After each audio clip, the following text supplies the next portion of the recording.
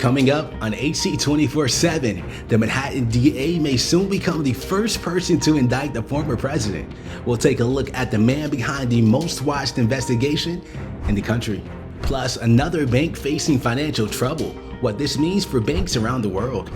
And Fox News is facing more legal trouble, this time from a former Fox booking producer.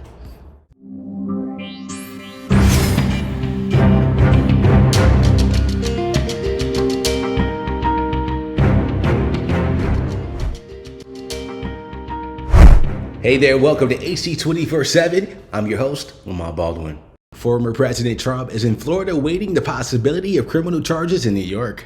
The Manhattan District Attorney might become the first person to charge an ex-president. The Advocate Channel's Brian Gringus reports. Manhattan District Attorney Alvin Bragg could argue he's recently had reasons to, well, brag. So help me God.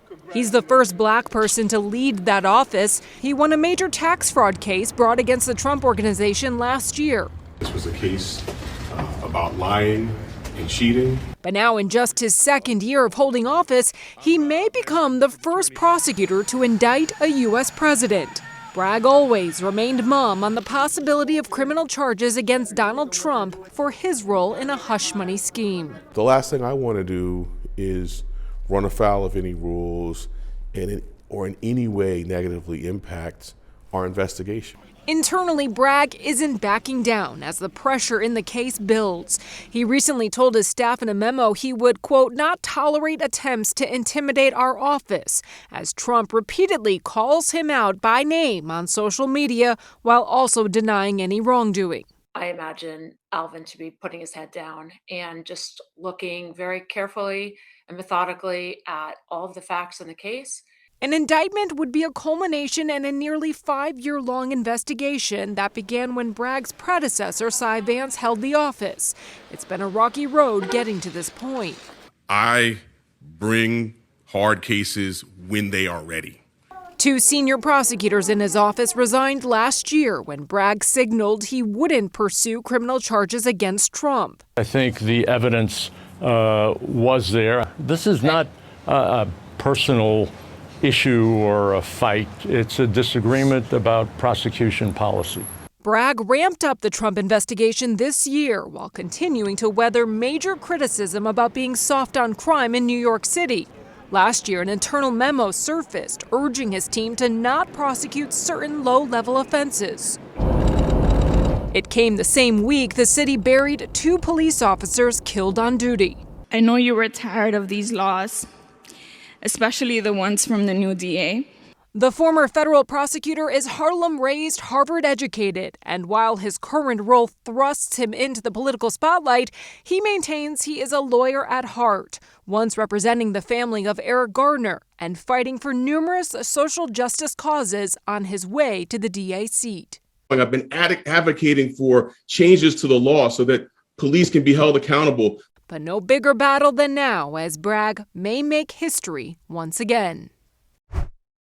Stock in the First Republic Bank has fallen, and even with the financial aid from 11 major banks, new reports say the bank is now looking for more help out of its current financial crisis. The Advocate Channel's Rachel Solomon reports. Investor jitters continue for First Republic Bank. Shares continue to fall on Monday on fresh reports that investors seem to view as troubling. The Wall Street Journal reporting that JP Morgan CEO Jamie Dimon is leading discussions on how to further stabilize First Republic. That's after 11 banks last week, including JPM, banded together to provide the bank $30 billion in uninsured deposits. Friday night, credit reporting agencies Moody's and S&P also cut the bank's rating to junk status. A lower rating signals a riskier investment and therefore makes it more expensive for the bank to borrow. First Republic shares are off 70% over the last week on concerns about its depositors rushing to move their money out of the bank. First Republic trying to push back on these concerns last week, saying in a statement that deposit outflows have slowed considerably and insured deposits had remained steady. And yet, judging by the reaction from Wall Street, it seems investors still aren't convinced that First Republic has stabilized. Family and friends in Mexico are paying tribute to a Fort Hood soldier after she was found dead on base. Private Ana Basaluda Ruiz is a combat engineer with the 1st Cavalry Division. According to a statement from Fort Hood, the 21-year-old died Monday, but no foul play was suspected in her death.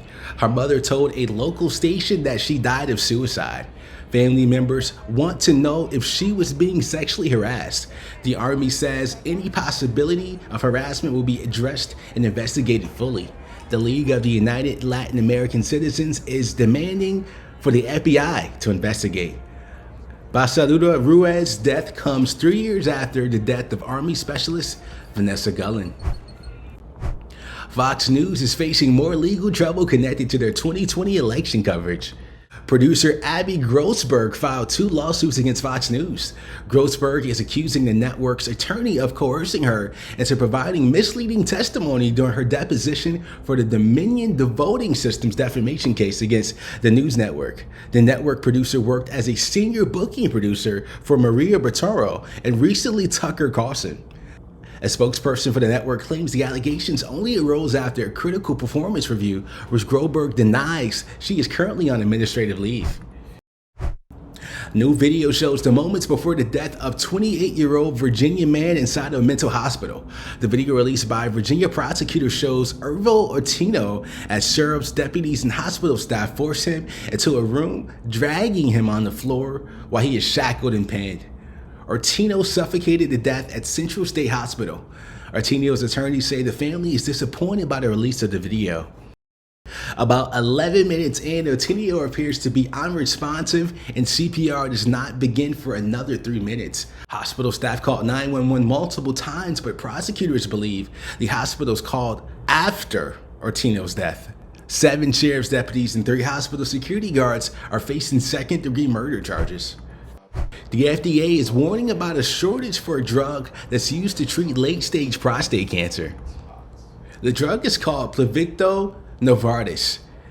Their manufacturing facility in Italy had to halt production for a month last May. Production was also suspended at the New Jersey plant responsible for producing the drug for Canada. Still, production has not been able to meet demand, and the drug maker hopes the New Jersey plant will be authorized to produce for the U.S. market. Industry analysis says spring 23 may be the busiest travel season ever for the airline industry. The Advocate Channel's Shelly Mashashi has what to expect. Spring is here, and the airline industry has been bracing for what it says will be the busiest travel season ever. According to a new forecast from Trade Group, Airlines for America, 10 major airlines, including Delta, Southwest, and JetBlue, are expected to carry a record number of passengers this season. We can pretty well expect that those predictions to come true. And the reason why is that for each of the 2 months so far in 2023, you have seen travel numbers exceed the same month in 2019. So what does this mean for you? Travel expert Scott Keyes says expect more of what's become the usual. Longer lines at airports and packed popular destinations. Meanwhile, AAA's spring travel survey suggests many families are taking multi-generational vacations. Families are making up for lost time. Grandparents traveling with their adult children and their grandkids. Experts say spring is seen as a critical test for the airline industry, which is still working to recover and return to pre-pandemic capacity levels despite robust demand. I think you're seeing a renormalization of travel in 2023, both for spring break and beyond. If you still haven't booked, here's one tip to find a spring break deal. Consider arbitrage.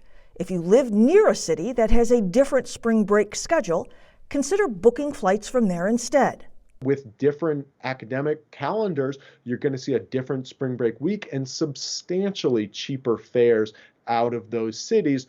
For Consumer Watch, I'm Shelly Malashi. Thank you for joining us for AC 24/7. For more content that advocates to you, go to advocatechannel.com and make sure you follow us on Instagram, Twitter, and Facebook, and subscribe to our YouTube channel. For the Advocate Channel, I'm Lamont Baldwin.